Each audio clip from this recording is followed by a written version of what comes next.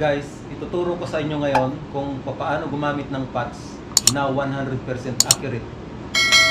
Kasi sa grupo namin, ako na lang ang gumagamit ito. 12 years na yata yung grupo namin.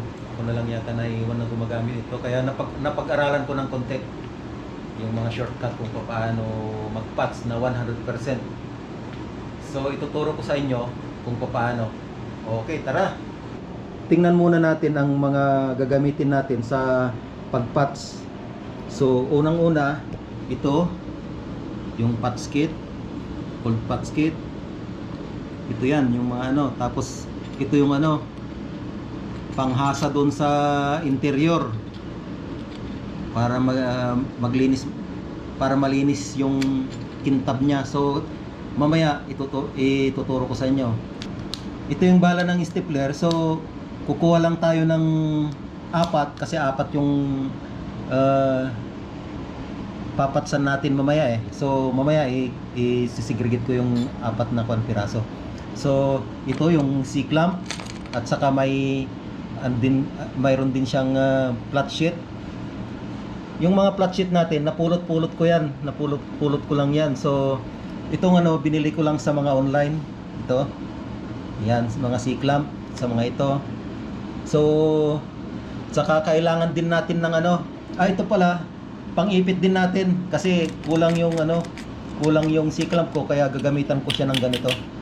So, kailangan din natin ng ano, tubig na may palanggana. Tapos itong alcohol. 70% solution ng alcohol. Ito yung ginagamit kong panglinis. Tapos tissue. So kailangan pala natin ng ano, ballpen o kaya marker. At saka itong pump. Yan. Itong pump additional sa kailangan natin kanina. Okay. Umpisan na natin. Unang-una pala itong stapler. Kukuha ako ng apat dito. So yan, apat. Dalawa. Tapos dagdagan natin ng isa pa. Yun. So apat lahat. Itong apat na to, yung isa, straighten natin yan. Yung sa may dulo. Yan. Ito, naka-straight siya. Yan.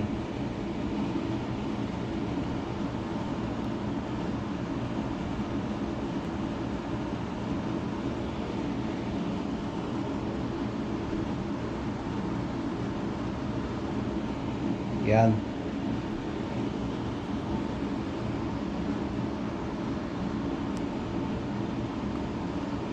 Okay. Ito na yan, oh. Apat. Tapos sa interior, lagyan muna na natin ng hangin. Yan.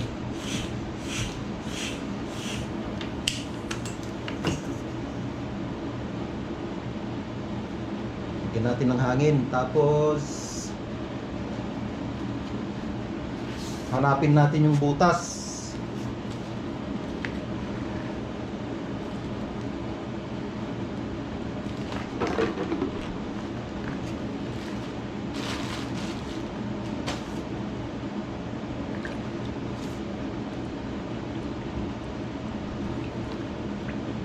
So nandito yung butas, ang laki pala. So kunin ko lang yung ano, tong stapler, yung bala niya. Tapos saka ako itusok doon sa may butas. Yun, oh. Parang ganito siya, oh. Itusok lang para identification kung nasan yung butas. Saka tanggalan ng hangin. Pagka nailagay na yung ano, yung stapler, tanggalan ngayon ng hangin.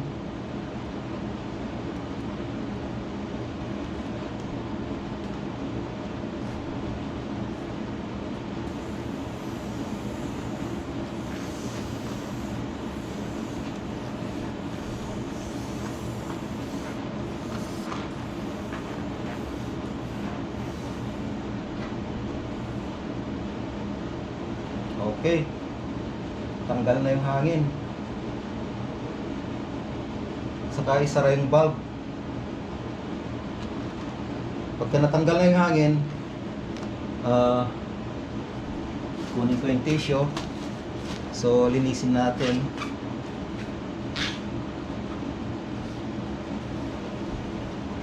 Yan. Linisin natin. Tapos mamarkahan natin.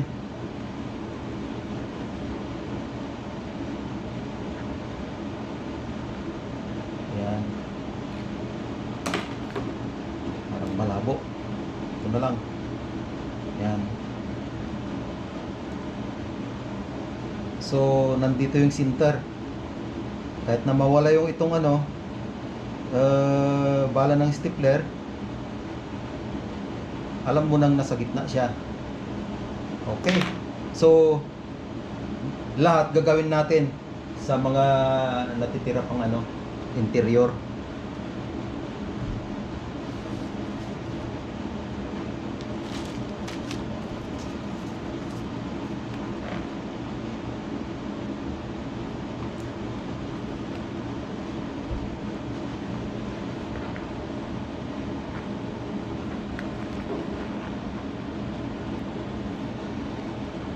Parang walang butas to ah.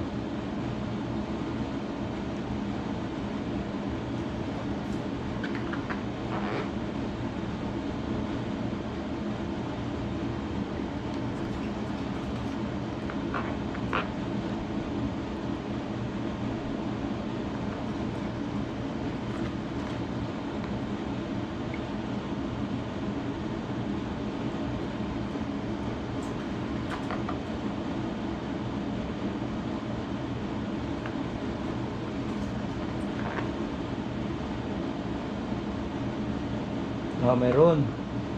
So, yung butas niya, ang liit, kaya ang hirap makita. Ito, oh. Yun. Oh. Ang liit. So, kunin ulit natin yung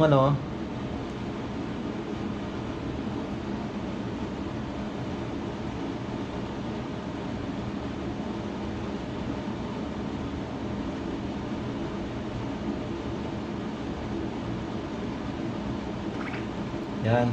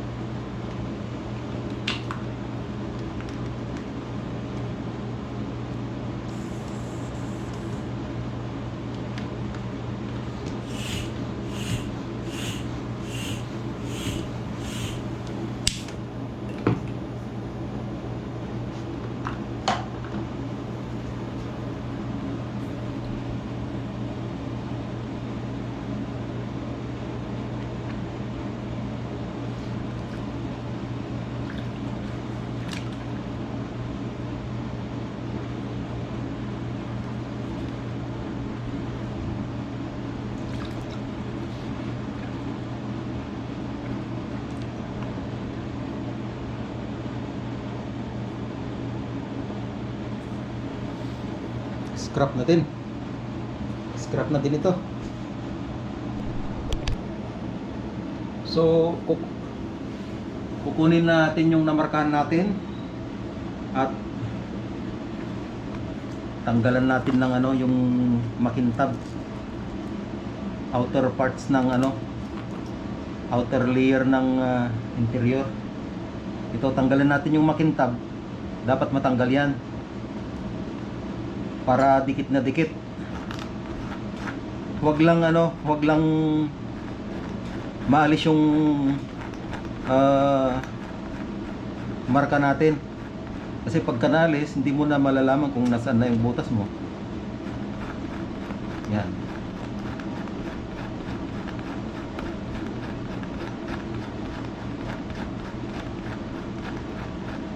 Dapat yung makintab mawala.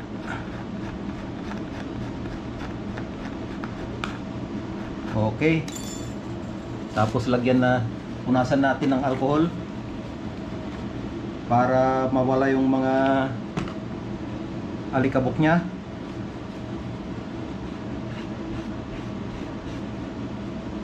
Pero huwag nating anuin na mabura yung ano, marka. Yan.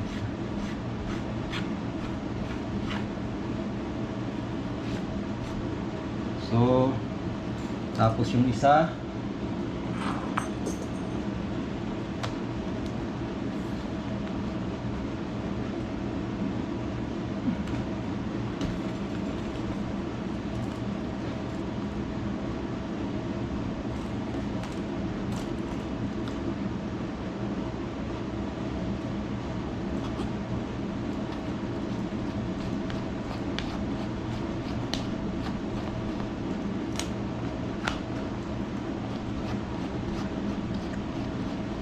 kung hindi mo kasi tatanggalin yung ano, yung makinis na layer ng interior, hindi didikit masyado yung ano, yung parts natin. Kaya dapat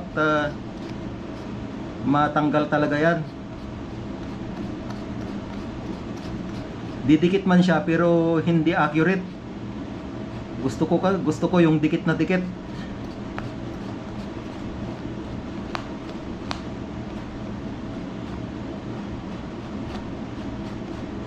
Okay.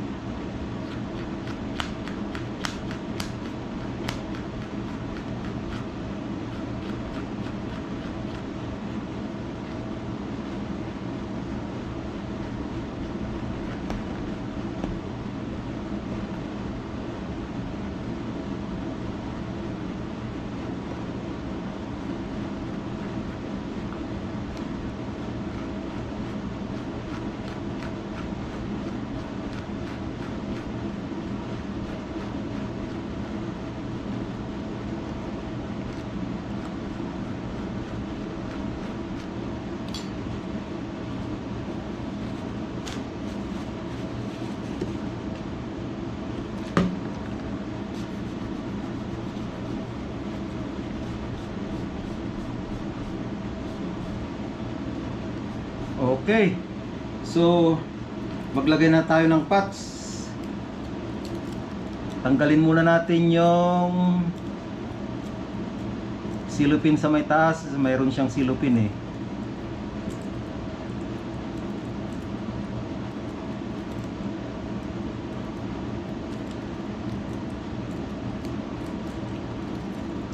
Kung minsan mahirap tanggalin tong silupin na ito,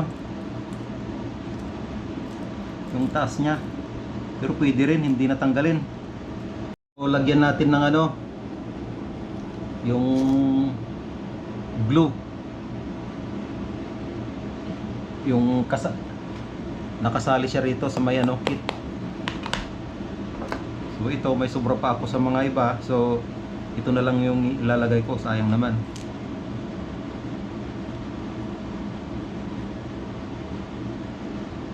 So tanggalin muna natin ito, yung aluminium niya. So saka natin lagyan yung sa may butas.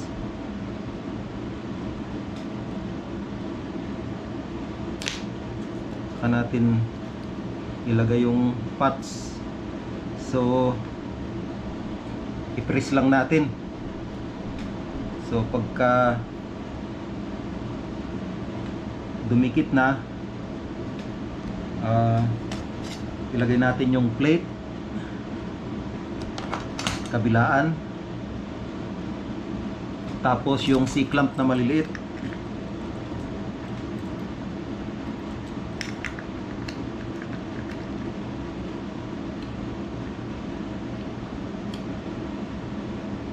Yan, nasa tapat lang ng ano. Okay.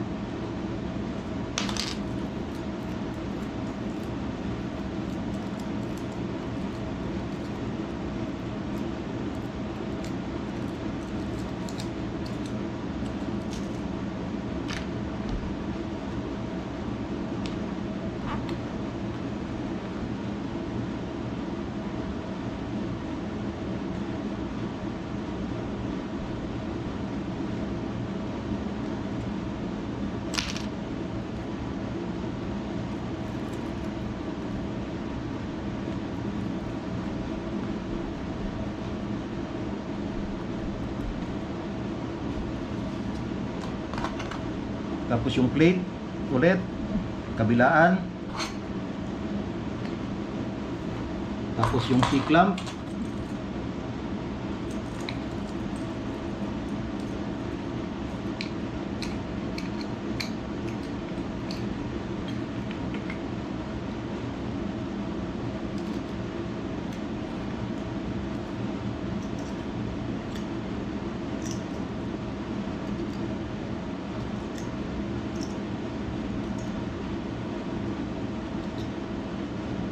okay.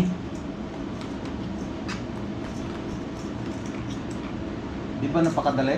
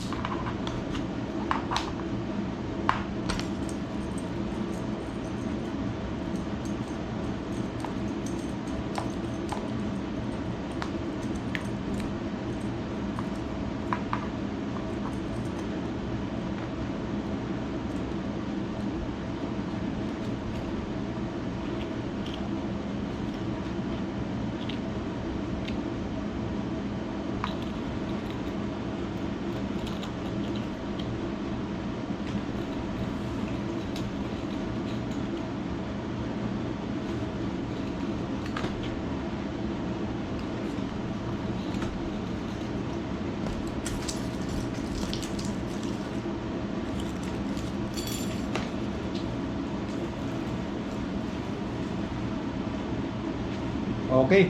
Hindi ko nagamit ito kasi tatatlo lang yung napats ko. Yun oh, tatlong goma. So nasira yung mga iba. Itong mga na to, iniipit ko rin ito no doon sa may ano. Kapag walang C-clamp, ito yung nilalagay ko. Yan, ipit. Ito. Okay. Ito na ngayon siya oh, tatlo. Yan. So, ang technique ko pala, tatanggalin ko yan, magdamag. So, kinabukasan ko na lang tanggalin yan.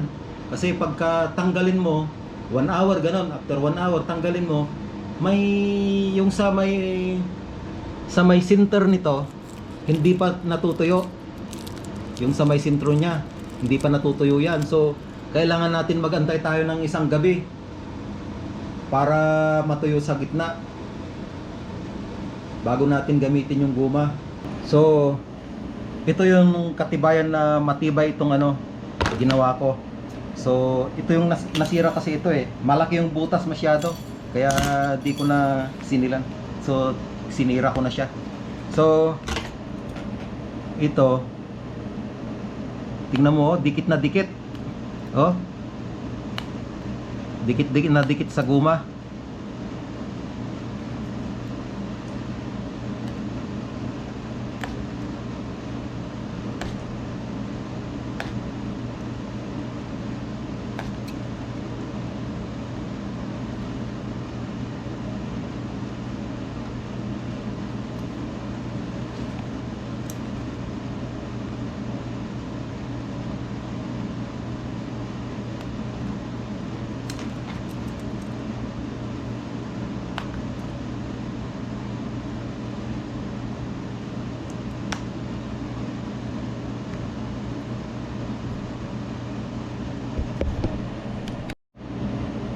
Oh, tingnan mo oh. Oh. Talagang wala siyang gap sa gitna. Wala siyang bubbles sa gitna. Talagang buo siya.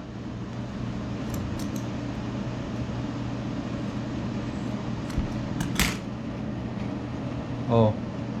Walang bubbles oh. Sa gitna.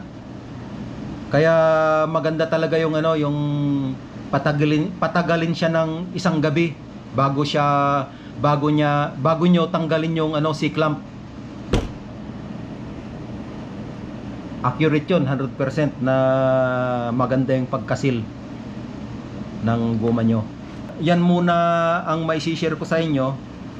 Base kasi sa experience ko ito eh. Kaya kasi nung una kasi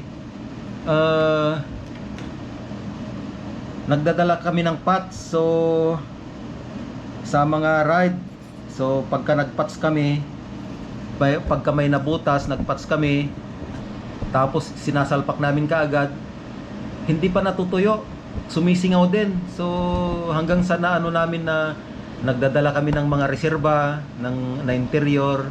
Pagka nabutas, tanggal. Tapos pagdating sa bahay, pinapats, patagalin ng isang gabi o isang araw, tapos saka i-install ulit, ganon. So yun lang ang may share ko.